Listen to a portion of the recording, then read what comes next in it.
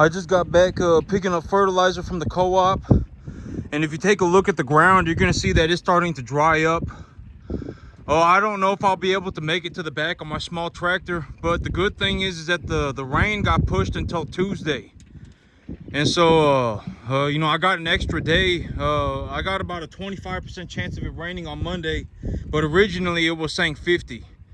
And so the rain got pushed until Tuesday. And so I may have an extra day of dry weather, of hot weather, warm weather, and that may be what makes the difference for me, for being to be able to get back onto the back of my field with my tractor.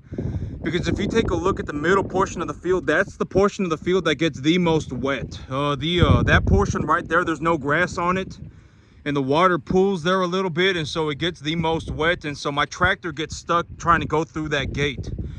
And so I'll have to see. I just got back picking up fertilizer, and so I picked up I mixed I got a 1-to-1 blend of ammonium sulfate and urea, and I paid $495 for the tonnage of it. And urea ammonium sulfate mixture, it's a 33.5 nitrogen and 12 sulfur. So yesterday I was saying it's 30.0010 roughly, and it's 33.50012. And so I was you know, 93% correct, right? And that's all that matters. I don't you know, I don't memorize the exact fertilizer formulations. I just I have a rough idea of what they are, and I know what I need to use. And so and I said I was gonna pay somewhere around you know, about $5.50, and I paid $4.95. Fertilizer prices went down a little bit, and so I paid $4.95 for the tonnage of it. And you know, I got a little bit of weather coming in on Tuesday. I got a little bit of rain coming in on Tuesday, Wednesday, and I'm gonna put a half a ton. I'm gonna utilize half a ton, and so I paid roughly $500 for it. And I'm going to use half of it. And so I'm going to put half of it across my field. I'm essentially going to put 33.5 pounds, about 40 pounds of nitrogen per acre on my field. And so roughly this month, and the other half of it I'll keep in storage. And so as of right now, this month, I've used about $250. And so I also brought home about $150 worth of creep feed. I bought 15 bags of creep feed, and it cost me $150. And so far this month I've used $400, and we're on the second week of the month, and so the month is already 25% over, and I've used $400, and for the $400 I've bought enough fertilizer to fertilize my entire field, and I also brought home 15 bags of creep feed. And so right now what I'm doing is I got the animals. I just put them out on creep feed. You know, one thing that I said before was that if you want to figure out how much your animals are eating, you just give them food until they stop eating, right? You know, I've said that before. It's not rocket science, right? Like, if you want to know how much are your animals eating, just give them food until they stop eating, right? Just give them food. Okay, so the whole big idea right now is that the reason I brought home the 15 bags of creep feed was because I have, you know, I've budgeted $1,000 for the month. The month is already 25% over, borderline 50% over. You know, once this week is over, we're already halfway through the month, and I haven't even used half of my budget yet. Like, if the only thing that I was gonna do was fertilize my grass, but if I only fertilize my grass, my animals are not gonna be on the proper diet. And so, you know, this month, you know, we're already a good way through the month. And you know, if I buy enough fertilizer to fertilize my entire field, that costs about $250. And you know, and so I was like, you know, I still have $750 left over that I want to utilize that money. If I see an opportunity to make a positive return on my money, I would like to invest the capital. I've always said, you know, the whole reason for me purchasing stuff like cattle feed and cattle themselves is because they are a tax deductible asset. And if I get them at a good price, especially the animal feed, if I get them at a good price, I can actually make a positive return on it. So if I bring home $2,000 worth of feed, I could actually make $3,000 on it. I could actually make $1,000. So at that point, it's not like I'm spending money, right? It's like I am investing the capital into something that is tax deductible, and once I utilize it, it will become a positive return for me. And so, right now what I'm doing is I'm putting the animals on creep feed.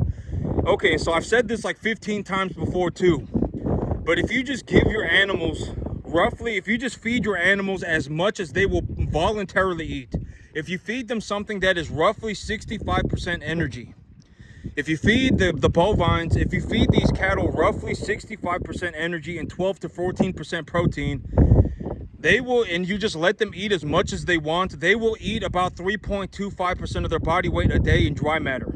So, and then you roughly estimate that 10 to 15% of your feed is moisture. It's just water. So 10 to 15% of the feed is water. And if they're going to eat about 3.25% of their body weight a day.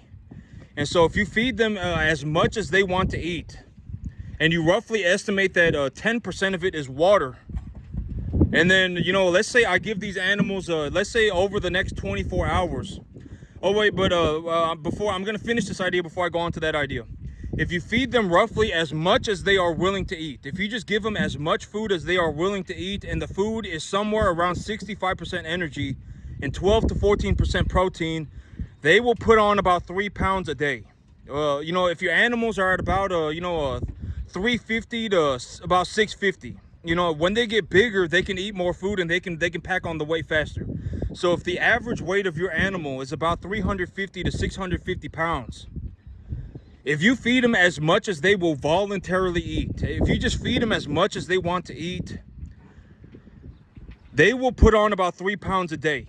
If you feed them a 65% energy, 12 to 14% protein feed. If you feed them that kind of food and you give them as much as they want to eat, they will put on about 3 pounds a day, and they will eat about 3.25% of their body weight a day in dry matter. And just roughly estimate that 10% of your feed is moisture. So they're going to eat about, 3.75% of their body weight a day. And so, once you have that estimate, you can kind of gauge the average weight of your herd. Like, let's say you give your animals 12 bags of feed. You got this creep feed is 14% protein. And it's roughly, I would estimate somewhere around, a lot of these feed formulations are somewhere between 65 and 70% energy. And if you really want to, get a good idea of how much energy is in your food and you don't know how much is in it, just watch the animals poop. After they've eaten a lot of it, watch them poop. Just look at what their poop looks like. If their poop comes out at about a manure score of 3, their energy content is at about 65%. The reason their manure comes out at a manure score of 3 is because the energy in their diet is about 65% energy, and the protein is somewhere between 12 and 14%. That's why the manure score of 3 happens. And so if you just feed your animals until they stop eating, you will know roughly the idea of where your average body weight is. If you feed your animals 12 bags of feed, let's say you feed your animals 12 bags of feed, or 14 bags of feed, right? Or whatever it may be, 12 bags of feed. I brought home 15 just so that I can make sure that I have enough feed to, get this done properly. Let's say I give them 15 bags of feed. Let's say I give them all 15 bags of feed, and I wake up tomorrow morning. I get out here tomorrow morning and there's a little bit of feed left in the troughs. The animals, they've left a little bit of it. They've left maybe a half a bag worth of feed in the troughs. They're not eating it. They're full already. Then I know, 15 bags of feed, that's 750 pounds of feed. If each one of these animals eat 3.75% of their body weight in feed, and I got 42 animals, then I know, then I can go inside and run the numbers and figure out what the average weight of my animal is. I don't know what is that, 750 pounds. I got 43 animals. Each animal ate about, what is that, what is that, like 20 pounds, 15 to 20 pounds. So at that point, the average weight of my herd would be somewhere around 500 and 600 pounds, right? Somewhere like that. The average weight of my herd would be about 500-600 pounds, right? It's not rocket science. Like, I use the same answers all the time. Like, when you watch my videos, it's like, why do I give the same answer all the time? Why do I, there's a reason that I do things the way that I do them. And this is not, I'm not the only person that does things this way, right? I mean, I figured this out by reading and watching other people who actually know what they're doing. Do not go and watch poor people. I've already said, the big problem with becoming a Billy Joe Bob, right? The big problem with becoming poor. I've always said that the worst thing that you can do when you're poor is encourage other people to become poor. That is the worst thing. You being poor is not that big of a deal. Like, you being poor on the cosmic scale is not that big of a deal, right? Like, if you are poor, I mean, that's not that big of a deal. But if you gaslight other people into becoming poor, that is the worst thing that you could do. You being a poor person, turning other people into poor people is the worst thing that could happen. You being poor is not that big of a deal, right? I've already said that like 15 times too, right? Go and watch somebody who actually knows what they're doing, right? You know, I've said that like 15 times too. You want to watch people who actually know what they're doing. You know, they actually, you know, they make a lot of money, whatever, they actually know what they're doing, right? And I've already said the people on the very top end, the people who are actually running cattle and making money are all just about doing the exact same thing. Everybody's doing about the exact same thing. I'm not the only person doing this, right? I mean, everybody is more or less doing the exact same thing, right? More or less. And so you want to learn from the people who actually know what they're doing. At the end of the day, it's very important. Because if you go and find a poor person and you're like, oh, Billy Joe Bob, if Billy Joe Bob turns into 2 Billy Joe Bobs, and 2 Billy Joe Bobs turn into 4 Billy Joe Bobs, and 4 Billy Joe Bobs turn into 8 Billy Joe Bobs, and now all of a sudden you got a whole bunch of Billy Joe Bobs everywhere, right? That's not good. That is very bad. You know, and I think that once you actually see what I'm talking about, you actually begin to understand that this is a very real situation for a lot of people. You know, like by default, like here's one way to put it. Let's say there's 1,000 of you, right? Let's say there's 1,000 of you watching my video. Almost 900 of you are going to end up in one of these situations. You're going to get divorced. You're going to be broke. You're going to have no retirement. Or, one of those three. You're going to end up in one of those 3 categories, and there is a very real possibility that you end up in multiple categories, right? And you may not, and if you, and I've always said that the way that I define poor, the way that I would define poor is 1, you don't have any money, 2, you don't have a retirement, and 3, you legitimately have so little money that it's causing your family problems, right? And so, almost every single one of you are going to end up in one of these 3 categories. Like, if there are 1,000 of you watching my videos, 900 of you are going to end up in one of these 3 categories, right? I mean, you're either going to be broke, you just have no money. 2, you have no retirement. If you stopped working tomorrow, your money, you wouldn't know what to do with yourself because you wouldn't have any money. And 3, you're legitimately going to get divorced or something. Like, you're going to have family problems because of your money. Right? Maybe not because of your money. I mean, some people get divorced because, because whatever, right? Your husband, hits your wife, or your wife hits your husband. It's both just as bad. Women should not be punching men, and men should not be punching women. If you're a man and you want to fight another man, go for it. But I wouldn't suggest that either. That's not good either, right? People do crazy stuff. In all honesty, I would not go out of my way to fight somebody, because if it was if it was coming down to fight somebody, I'm not going to risk, genuinely, because I don't go out of my way to fight people, right? And realistically, I've already said this before too, but my big reason for carrying a 9mm handgun is because the chances of you dying if I shoot you, let's say you do something horrendous, right? Like, you genuinely threatened me and you made me feel like I need to shoot you, and I do it, right? In all reality, it's not that big of a deal. I would definitely call the hospital for you, but the chances of you dying are very small. And that's the big reason why I carry a 9mm handgun. Like, if I genuinely wanted to carry a handgun for the purpose of stopping a person from genuinely killing me, I would carry like a 45 ACP, or I would carry a 44 Magnum, or I would carry a 357 Magnum, right? I wouldn't carry a 9mm handgun. But in reality, like nowadays, Like, you know, if someone comes up to you and they genuinely are like threatening to hurt you, then you're probably better off just shooting them.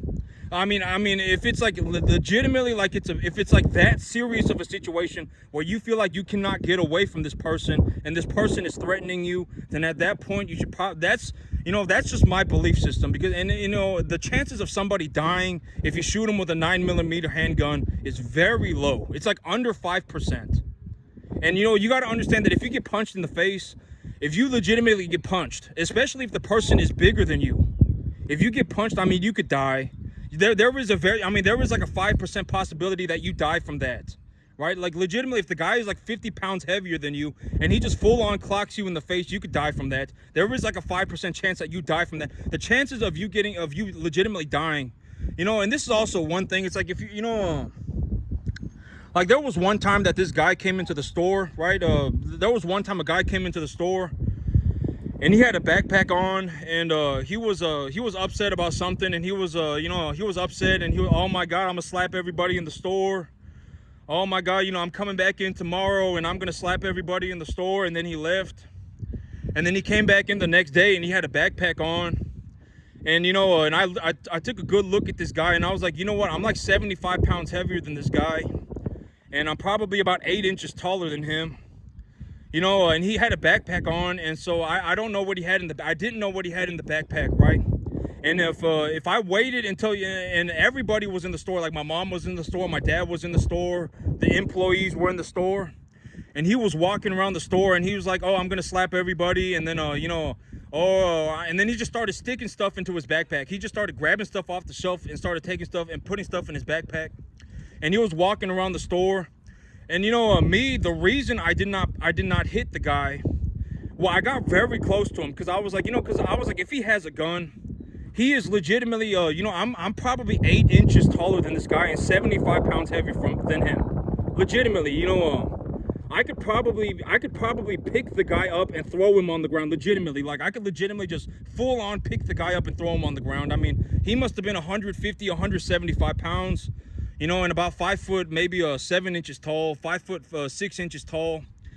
And so I got very close to him because I was like, if he reaches into his backpack and it looks like he's about to pull out a gun, I'm gonna throw him. Like, I'm gonna bear hug him, and I'm gonna freaking like drop him on his head, right? Because if you've ever been in, if you've ever done any sort of contact sport, you know that if you throw somebody on the ground, it is a very big problem. I mean, it will mess you up very bad. If you are on a cement floor, and also, like, if you genuinely believe that you can, like, knock somebody out very bad, like, you can legitimately knock somebody out, like, completely knock them out, and you're standing on a cement floor, you should probably not do it. Because if you knock them out and they fall on the cement floor and they go head first, there is a very realistic possibility that they have very major damage to them. I mean, you know, they could end up permanently damaging their arm. They could end up permanently damaging one of their bones. They could die. I mean, and I remember there was this one time, there was this guy in the store. He was walking around. He said, I'm coming in tomorrow and I'm going to slap everybody in the store. And he came back in the next day. And the next day that he came back in, he had a backpack. And he was going around the store telling everybody he's going to slap everybody. And, and he was sticking stuff in his backpack. But this guy, realistically, if I just bear hugged the guy and legitimately just like dropped him on his head, like, legitimately, I mean, okay, here's the thing, like, me at 230 pounds and 6 foot tall, if I am that much bigger than you, I can legitimately, like, end your life by just manhandling you. Legitimately, size is very important, and so, but, and if you're big, you should not go around picking on small people. Right? I mean, you should not. I mean, because there is a very realistic possibility that you legitimately kill the small guy with your bare hands. It's a very realistic possibility, right? And so, realistically, you should carry a gun. And, if you carry a 9mm handgun, the chances of you killing somebody by shooting them is very small. It's less than 5%. If you punch somebody, the chances of them dying are just about as equal, especially if you are bigger than them, right? And if you are bigger than somebody and you genuinely feel like you could physically, legitimately physically kill them, Like, you could, if you legitimately put your hands on them, you could kill them, then you should probably not fight them. I mean, you should avoid that situation. Because, I mean, at the end of the day, if it's an argument, what does it matter, right? I mean, you'll wake up tomorrow and whatever you were considering arguing about will have been irrelevant, right? Largely, it would have been irrelevant, but I mean, that was the one time, that, like me, I don't go around and I don't pick fights with small people, right? I don't, because I understand the situation. Legitimately, if I grabbed a hold of you, I could probably pick you up. Legitimately, I could pick you up straight off the ground. You legitimately would not be able to move, and if I dropped you on your head, you would probably die. And so, I don't pick fights with small people, right? I don't. But that was the one time that I legitimately was like, I might have to fight somebody who was genuinely smaller than me, because they were walking around with a backpack on, sticking stuff in their backpack. My mom and my dad were in the store. I didn't know what he had in the backpack. My brother was in the store. My mom was in the store. My dad was in the store. And, and he was going around telling everybody he's going to slap everybody. Oh, I'm going to slap everybody. And then he just started sticking stuff in his backpack. I don't know what he had in his backpack. And that was the one time that I genuinely was like, I may have to mess this guy up with my bare hands, right? And it's not hard.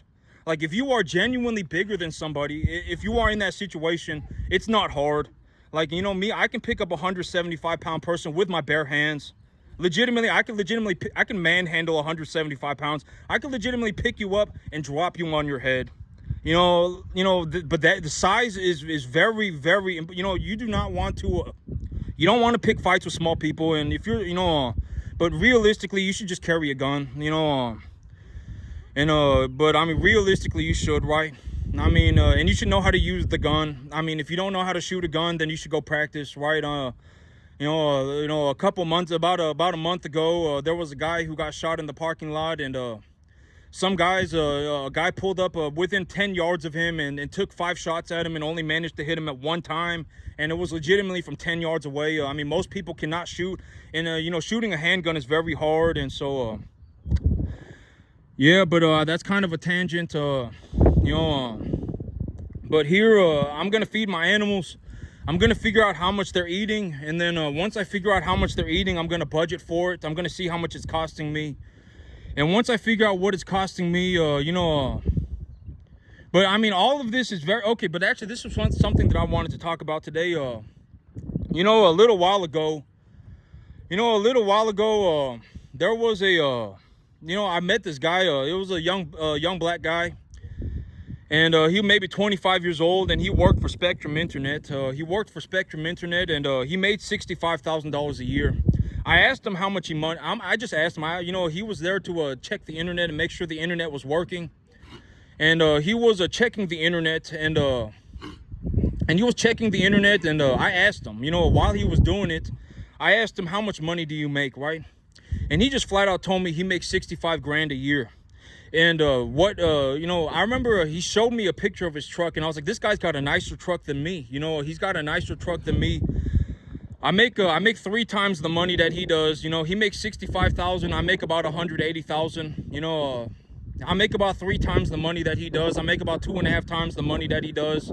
But he's got a nicer truck than me, and his house is nicer than mine. And and I remember thinking about that. I was like, dang, he makes it, and he lives with his girlfriend, and his girlfriend's got a job too. And I remember thinking about that. I was like, man, this guy, he's working for Spectrum Internet. He's got a nicer truck than me, and he's got a nicer home than me, but I make 3 times the money that he does. And and I didn't know, and I just kind of forgot about it. I remember thinking about that. And but what the reality of the situation did not yesterday or 2 days ago, when I talked to the old man, that was when I realized what was going on. Because the old man, he just flat out told me, right? Well, I mean, I did not realize, but what the old man said, it made sense to me. He said the employee never worries, right? Not never worries, but the employee, the employee is not, the big thing about becoming the boss is that the boss is worried, right? I mean, the boss will need to worry all the time. the boss will need to be worried all the time, right? And but that did not the whole situation did not make sense to me until I spoke to the old man. And then I realized what's happening is that the guy that works for Spectrum Internet and his girlfriend, they both got jobs, right? And as long as they show up for the job, they're going to get paid. As long as they do a decent job, they're going to get paid, right? They're going to get their paycheck, right? They don't need to worry. Oh my God, what if the feeder cattle market falls 20%? What if the commodity market goes up 20%? What if the weather turns bad in a month? What if the weather turns bad in 2 months? Oh, I want to go and collateralize my property for a line of credit so that I could buy another piece of land, and then that land I want to collateralize my property for a piece of for a line of credit so that I can take my line of credit and then leverage my cash flow, and I can utilize my my line of credit as a proof of funds, and then leverage the cash flow that I'm making right now to get financing for a new piece of land so that I can expand my business. They don't have to do any of that. The employee does not have to do any of that. At the end of the day, now it makes sense to me. Now that I think, I spoke to that old man, and I got, and I spoke to that old man, and now it's starting to make sense to me. But that is the big benefit of becoming an employee. If you are an employee, you don't need to be worried, right? I mean, that was something that was enlightening for me. I always say enlightenment is like the light of a candle, right? If you got the light on one candle and you put it on another candle, now you have two candles with lights on them, right?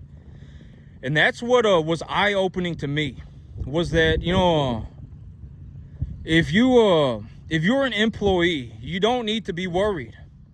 Like, you're not sitting there going, oh, the $3,000 extra that I'm making a month, the $4,000 extra that I'm making a month, I want to go that and purchase, and I want to leverage that for a loan so that I could purchase more land, and then I could run more cattle. And if I do this, and then I run more cattle, and if the feeder cattle market goes sideways, then I make a margin. And if the feed, you don't have to worry about any of that stuff. That's one of the big benefits of being an employee. I did not realize it until I spoke to the old man. But then I remembered the young guy that worked for Spectrum Internet.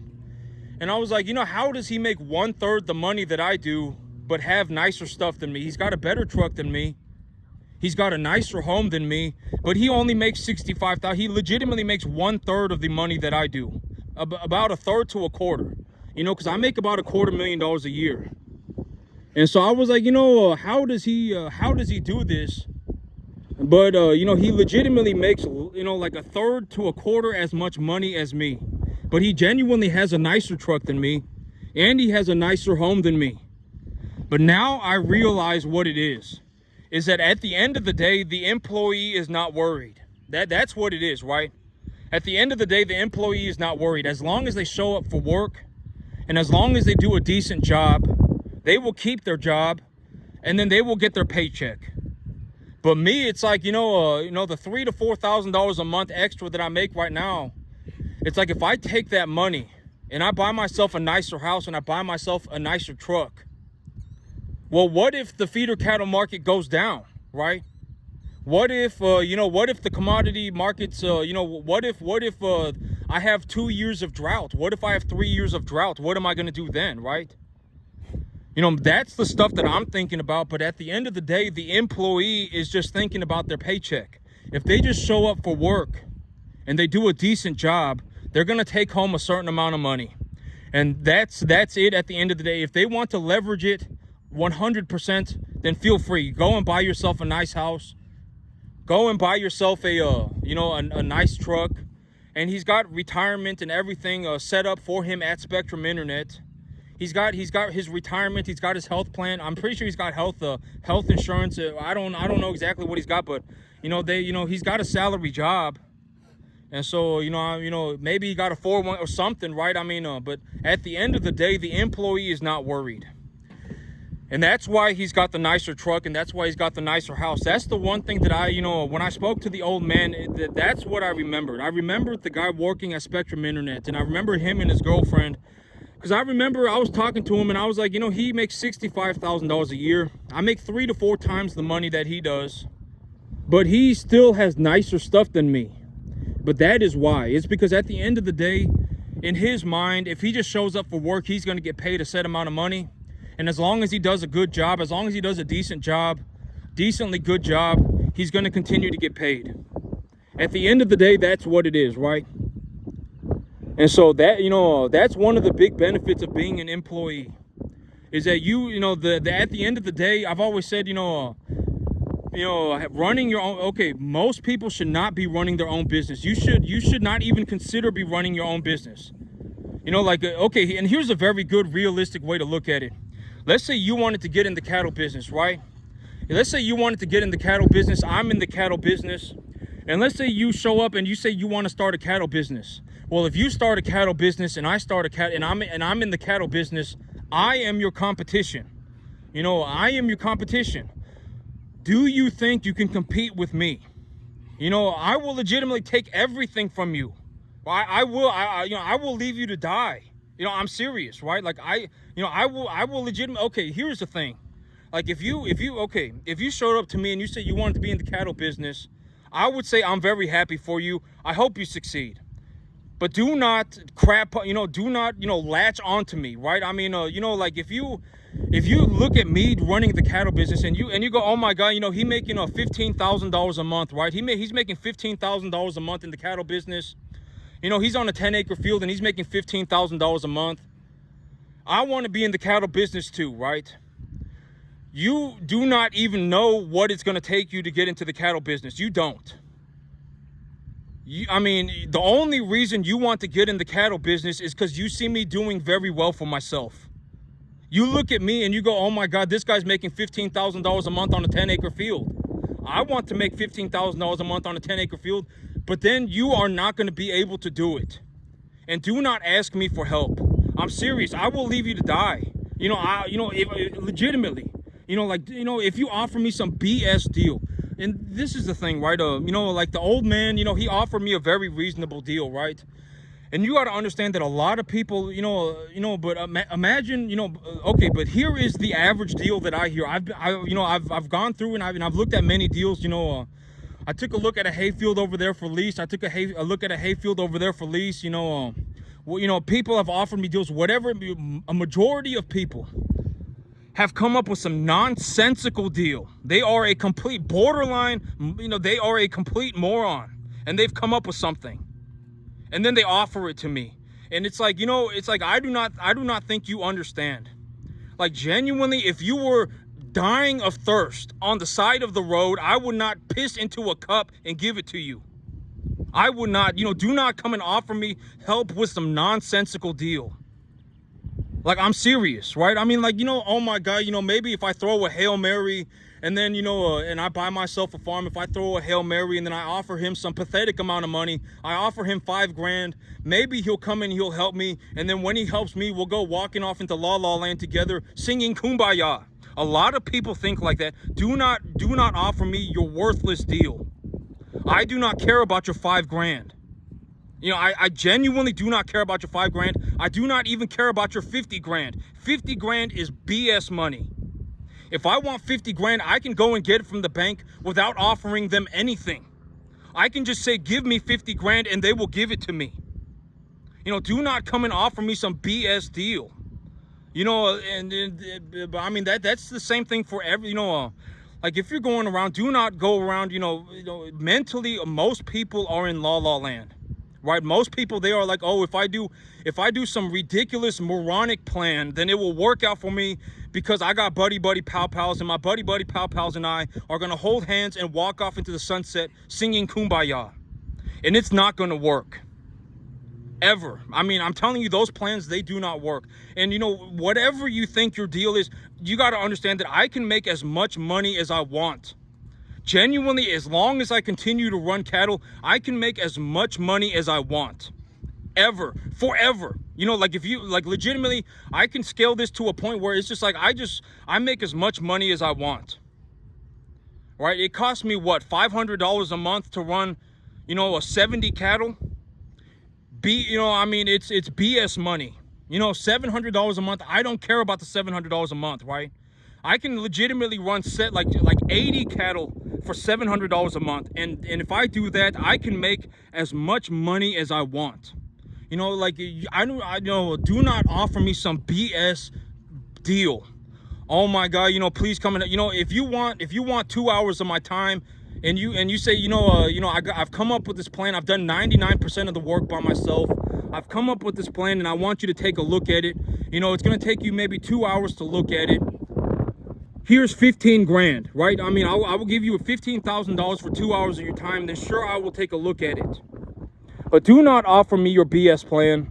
Do not offer me your BS deal. I do not care. Legitimately, if you were dying of thirst on the side of the road and I saw you, I would not piss into a cup and give it to you, right? I mean, do not offer me your BS. You know, keep your poorness away from me, right? I mean, I can make as much money as I possibly want. And I've already given you, like, when it comes to my business, I legitimately am telling you exactly what I do to a fine detail.